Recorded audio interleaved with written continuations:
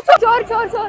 जर तुमचाही फोन अशा कोणत्याही प्रकारे चोरी जातो किंवा हरवतो तर सर्वात आधी घाबरू नका. मोबाईल हरविल्यास किंवा चोरी गेल्यास सर्वप्रथम जवळच्या पोलीस स्टेशनमध्ये FIR नोंदणी करून त्याची प्रत आपल्या जवळ ठेवा.